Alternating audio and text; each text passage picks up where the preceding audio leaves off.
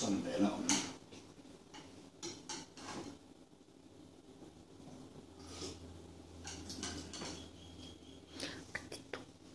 ole hey Korea restaurant an chuan vor em mai Korea na an nam culture an noodle an chuan vor ber mai number 1 an ti chu tuna kan edon ta hey an kol hi tam khop me turkey sate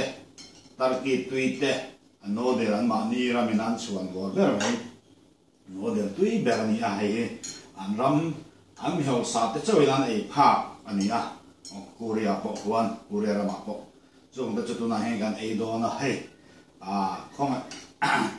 và này khác tặng mình cần ai về thấy nó luôn mẹ Korea nó đều tùy về mấy anh ra mà anh chuẩn vào đây về mấy chút cần ai chỉ là không nghe anh rẻ rẻ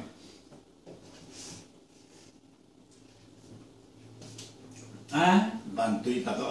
không nghe Turkey sa thì cần ai chỉ là hay Turkey sa này cần ai chỉ là